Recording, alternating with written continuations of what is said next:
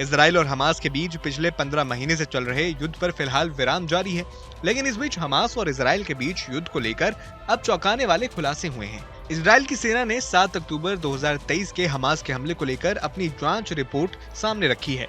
Report के हवाले से मीडिया में चल रही खबरों के मुताबिक इजराइल रक्षा बल यानी आईडीएफ इजरायली नागरिकों की रक्षा करने में नाकाम रहा। इतना ही नहीं, इजराइल ने हमास को कम आंकने की भूल की थी।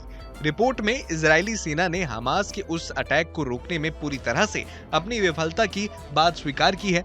हमले को लेकर आंतरिक जांच में यह भी कहा गया कि हमास इजराइल के इतिहास का सबसे घातक हमला करने में सफल रहा, क्योंकि इजराइल की सेना ने आतंकी समूह के इरादे को भांपने में विफलता पाई और इसकी क्षमताओं को भी कम करके आंकने की गलती की।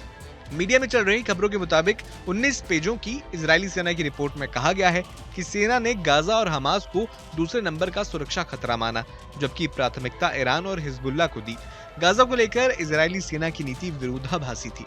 सैन्य जांच में खुलासा हुआ कि हमास के 5000 से ज्यादा आतंकियों ने गाजा से इजराइल में 3 तरफ से घुसकर हमला किया। हमास के लड़ाकों ने 7 अक्टूबर 2023 को दक्षिणी इजराइल में एक म्यूजिक फेस्टिवल के दौरान हमला कर 1200 लोगों की हत्या कर दी थी और 250 से अधिक लोगों को बंधक बना लिया था। इसके बाद इजराइल ने गाजा में हमास के खिलाफ सैन्य अभियान शुरू किया, जिसमें 46,000 से अधिक फिलिस्तीनियों के मारे जाने की बात कही जा रही है। संयुक्त राष्ट्र का कहना है कि इजराइल के हमलों से गाजा की लगभग 2/3 इमारतें क्षतिग्रस्त या नष्ट हो गई हैं। हमास ने इसे अल अक्सा फ्लड ऑपरेशन नाम दिया था। इसके जवाब में इजराइल ने कुछ घंटे बाद हमास के खिलाफ स्वॉर्ड्स ऑफ आयरन ऑपरेशन शुरू किया था। कई इजरायली भी मानते हैं कि 7 अक्टूबर की गलतियां सेना से आगे तक फैली हुई हैं। वे पीएम नेतन्याहू को उस रणनीति के लिए दोषी मानते हैं जिसे नियंत्रण बताया जाता रहा है। रिपोर्ट के अनुसार इस रणनीति के चलते कतर को गाजा में नकदी भेजने की इजाजत भी दी गई। हमास के प्रतिद्वंदी व अंतर्राष्ट्रीय स्तर पर मान्यता प्राप्त फिलिस्तीनी प्राधिकरण को हाशिए पर डाला गया। हालांकि नेतन्याहू ने इसकी जिम्मेदारी नहीं ली है। उनका कहना है कि युद्ध के बाद ही कठिन सवालों का जवाब दिया जाएगा। पीड़ित परिवारों सहित सार्वजनिक दबाव के बावजूद नेतन्याहू जांच आयोग के गठन की मांग को खारिज करते रहे हैं। इस बीच इजराइल संघर्ष विराम के तहत गाजा में एक रणनीतिक गलियारे से पीछे नहीं हटेगा। इजराइल के इस फैसले से संघर्ष विराम को लेकर हमास और प्रमुख मध्यस्थ मिस्र से संकट उत्पन्न हो सकता है। रिपोर्ट में कहा गया है कि सेना का आकलन था कि हमास सिर्फ गाजा पर रूल करना चाहता है। इजरायली सेना से लड़ना उसका प्रमुख मकसद नहीं था।